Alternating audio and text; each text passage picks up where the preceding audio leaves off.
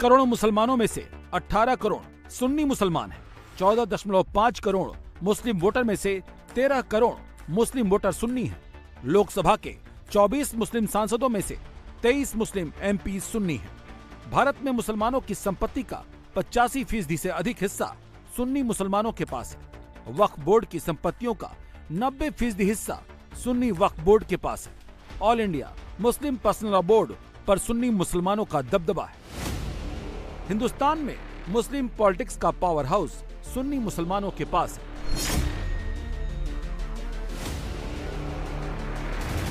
देवबंदी मुसलमानों के सबसे बड़े सेंटर देवबंद सहारनपुर में सुन्नियों की चलती है। बरेलवी मुसलमान भी सुन्नत को मानने वाले हैं। अलीगढ़ मुस्लिम यूनिवर्सिटी में सुन्नी सेक्ट मानने वालों का अपर हैंड है। साउथ में मुसलमानों का सबसे बड़ा किला भी सुन्नत को फॉलो करता है।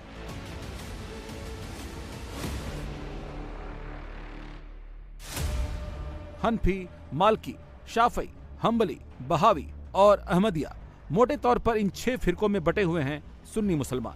शियाओं की बात करें तो वो इसरा अशरी, इस्माइली और जैदी इन 3 फिरकों में बटे हैं। इस्माइली शिया मुसलमान आगे के 4 हिस्सों में बटे हैं, फातमी, बोहरा, खोजे और नुसैरी। हिंदुस्तानी मुसलमानों में सुन्नत मानने वालों का दबदबा ऐसा है कि शिया मुसलमान अल्पसंख्यकों में भी अल्पसंख्यक है। सुन्नी मुसलमान को आमतौर पर मोदी का विरोधी माना जाता है, लेकिन उन सुन्नी मुसलमानों को भी मोदी ने राउंड टेबल पर बुलाया। सुन्नी मुसलमान आए, दुआ सलाम हुई, 2 राउंड में बातचीत हुई, फिर मुसलमानों के साथ सबसे बड़ी मुलाकात JPC के साथ रखी गई। क्या मोदी और मुसलमान को जोड़ने वाला नया ब्रिज बन रहा है?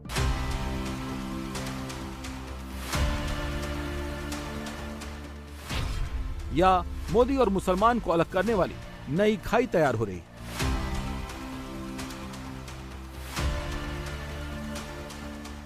ब्रिज और खाई, मोदी और मुस्लिम के रेफरेंस में ये एक ही सिक्के के 2 पहलू हैं। ब्रिज है या खाई है, ये इस बात से तय होता है कि आप सिक्के के किस पहलू को देखते हैं। हम आपको सिक्के के दोनों पहलू दिखाते हैं। नरेंद्र मोदी की पार्टी की लोकसभा में 240 सदस्य हैं, इनमें एक भी मुसलमान नहीं है।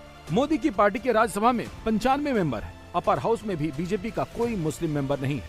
नरेंद्र मोदी की सरकार में कोई मुसलमान मंत्री नहीं है। अल्पसंख्यक मामलों का मंत्रालय अरुणाचल प्रदेश से आने वाले किरण रिजिजू संभाल रहे हैं और अल्पसंख्यक मामलों के मंत्रालय में राज्य मंत्री की कुर्सी पर जॉर्ज कुरियन बैठते हैं।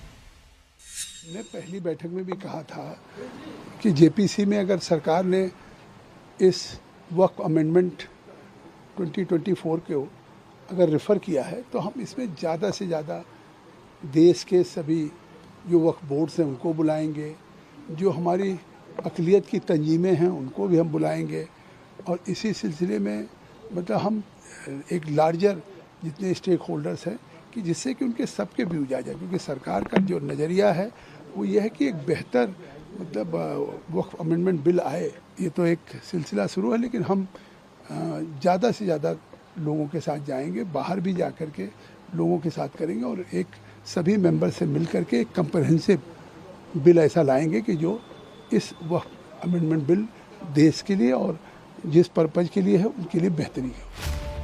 अरबों खरबों की वक्फ संपत्तियों को संभालने के लिए नरेंद्र मोदी की सरकार वक्फ संशोधन बिल लेकर आई तो सबसे ज्यादा विरोध सुन्नी मुसलमानों की तरफ से आया। वजह यही है, संपत्तियां भी सुन्नियों की हैं, उन्हें संभालने का काम भी सुन्नी कर रहे हैं और मुस्लिम लीडरशिप भी सुन्नियों की है। देश भर में 32 वक्फ बोर्ड के पास 8,51,939 वक्फ संपत्तियां हैं। देश में सेना और रेलवे के बाद वक्फ बोर्ड के पास सबसे ज्यादा जमीन है। वक्फ बोर्ड की संपत्तियों की कीमत का किसी को अंदाजा भी नहीं है, क्योंकि वक्फ की संपत्तियों को हमेशा अंडर वैल्यू करके बताया जाता है। वक्फ संपत्तियों को मैनेज करने के लिए यूपी, बिहार जैसे बड़े राज्यों में सुन्नी वक्फ बोर्ड और शिया वक्फ बोर्ड दोनों बनाए गए, लेकिन छोटे राज्यों में शिया वक्फ बोर्ड नहीं है। वहाँ सुन्नी वक्फ बोर्ड ही सभी तरह की वक्फ संपत्तियों को मैनेज करता है। JPC के साथ मुलाकात से पहले ही सुन्नी मुस्लिम नेताओं ने अपनी लाइन क्लियर कर दी थी। वक्फ के सवाल पर मदनी और ओवैसी की एक लाइन है, वक्फ बिल का विरोध करना है। JPC के साथ मीटिंग में भी यही हुआ। से पहले एक मुलाकात लखनऊ में भी हुई। वहां शिया समुदाय का केवल एक नुमाइंदा आया, बाकी सब सुन्नी नेता ही आए। कर्नाटक वक्फ बोर्ड ने तो साफ साफ कह दिया कि वक्फ बिल मंजूर नहीं है और जेपीसी के साथ कोई सहयोग नहीं किया जाएगा। जेपीसी के मेंबर अगले कुछ दिनों में बेंगलोर जाने वाले हैं। कर्नाटक वक्फ बोर्ड का कहना है कि उनको जेपीसी से मिलना ही नहीं है। पूरा सरासर वो क्या हमारा सेंट्रल वक्फ बिल का अमेंडमेंट करने का मुद्दा है, वो मुद्दे पर हमें पूरा भी विरोध खंडन करे हैं। इसके साथ साथ भी हमें आज मीटिंग कर ले को हमारे कर्नाटक के मुख्यमंत्री चीफ मिनिस्टर सिद्धरामैया जी को भी हमें मिले हैं पूरे मेंबर्स के साथ, और हमारे जमीर अहमद मिनिस्टर साहब के साथ भी जाकर उधर मिले हैं। उनको भी हमें कल परसों वीडियो कॉन्फ्रेंस में सेंट्रल सेक्रेटरी हमने थोड़े इन्फॉर्मेशन किए थे, वो उसका हमें आज मीटिंग में डिस्कस करको कौन सा भी इन्फॉर्मेशन हमारे स्टेट के तरफ से नहीं देना और ये हमारी ये बिल को पूरा भी हमें इसे रिजेक्ट करना। सुन्नी लीडरशिप से मोदी को अभी तक कोई पॉजिटिव रिस्पांस नहीं मिला है, तो फिर सवाल है कि इन सारी कवायद का फायदा क्या है। फायदा ये है कि धीरे धीरे ही सही एक मुस्लिम आउटरीच तो हो ही रहा है। सुन्नियों के नेता बातचीत की टेबल पर आने लगे हैं।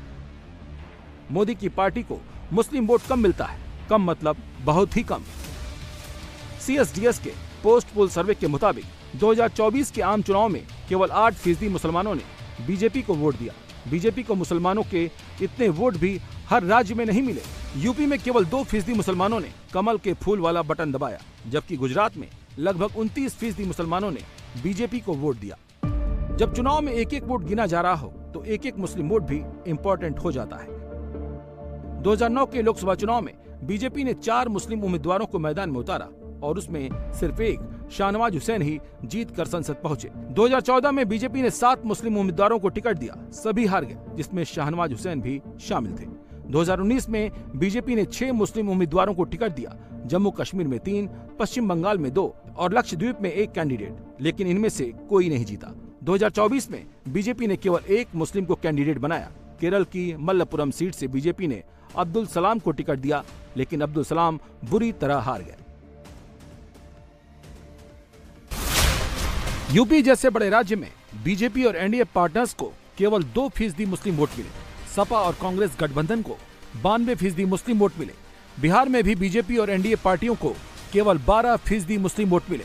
बिहार में महागठबंधन की पार्टियां यानी आरजेडी, कांग्रेस और सीपीआई माले को 87% मुस्लिम वोट मिले। और ये भाजपा के लोगों ने मुसलमान भाइयों को एक सॉफ्ट टारगेट बना लिया है। कभी वक्फ बोर्ड का आ जाता है बिल, कभी सीए एनआरसी का आ जाता है बिल। किसी ना किसी प्रकार से ये माइनॉरिटी के लोगों को, अल्पसंख्यक को ये भाजपा के लोग तंग करना चाहते हैं, समाज में नफरत, घृणा पैदा कराना चाहते हैं। ये लोगों को पता होना चाहिए कि देश के आजादी में सभी लोगों का कुर्बानी रहा है, मुसलमान भाइयों का भी रहा है। जम्मू कश्मीर में घाटी की 3 लोकसभा सीटों पर जहां अधिकतर मुसलमान ही वोटर हैं, वहां बीजेपी ने कैंडिडेट ही नहीं उतारे। कोई भी चुनाव होता है तो बीजेपी की काउंटिंग -20% से स्टार्ट होती है। विरोधी पार्टियों की काउंटिंग +20% से शुरू होती है। लॉन्ग टर्म पॉलिटिकल कंसिस्टेंसी के लिए इस मॉडल को बदलना जरूरी है। इसीलिए बीजेपी ऐसे हर उपाय कर रही है जिससे उसे कुछ न कुछ मुस्लिम वोट जरूर मिले। वक्फ बिल पर मुस्लिम आउटरीच इसी स्ट्रेटजी का हिस्सा है।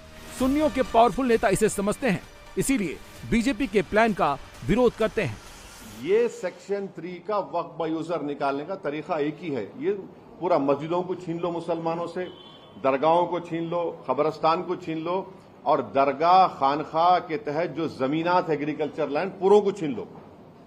ये असल मकसद है। वक्फ प्रॉपर्टी पब्लिक प्रॉपर्टी नहीं है, प्राइवेट प्रॉपर्टी है। गवर्नमेंट नहीं दी हमको, ये हमारे मुसलमान वक्फ कर दिए, जैसा बोलते ना दान दिए, दान दे दिए उसको। वो प्राइवेट प्रॉपर्टी है, पब्लिक प्रॉपर्टी नहीं है। वो आप पब्लिक प्रॉपर्टी कैसे ट्रीट कर रहे हो उसको? सरकार की दखलंदाजी से पूरी तरह मुक्त मुस्लिम संगठन वक्फ बिल का पुरजोर विरोध कर रहे हैं, लेकिन बीजेपी शासित राज्यों के वक्फ बोर्ड के लीडर वक्फ बिल का पूरी तरह विरोध नहीं कर रहे।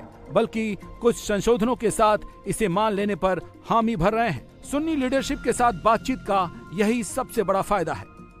सरकार ने जो प्रॉपर्टी बताई वक्फ बोर्ड उसी पर काम कर रहा है सिर्फ, और उसमें से भी सरकारों ने हथियाली जगाए। और ये लोग कहते हैं कि वक्फ बोर्ड जिस पे हाथ रख देता है वो हो जाता है। और 1500 साल पहला गांव और मंदिर को बुनियाद बना दिया झूठ बोल के कि साहब इन्होंने उसको जो है अपना बना। हम ये कहते हैं कि वो गांव भी तुम्हारा, वो मंदिर भी तुम्हारा, 1400 साल पहले जो प्रॉपर्टी थी वो भी तुम्हारी, 1200 साल पहले थे वो भी, 1000 साल पहले थी वो भी, 500-200 साल पहले थी वो भी। 1954 के बाद में 70 में जो गजट में हमारी प्रॉपर्टी है, सिर्फ वो प्रॉपर्टी हमें दे दो, बाकी सारी प्रॉपर्टी आपकी। क्या वक्फ बिल से बीजेपी को मुस्लिम वोट मिलने का कोई चांस है? हाँ, चांस है।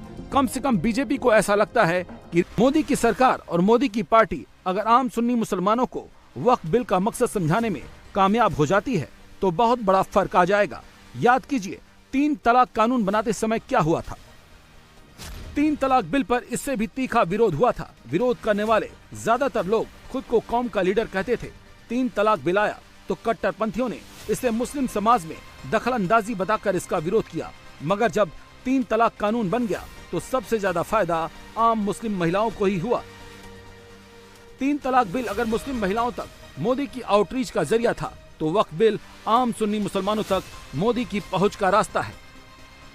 अभी 2024 चल रहा है, 3 महीना पहले ही चुनाव हुए हैं, मगर प्रधानमंत्री ने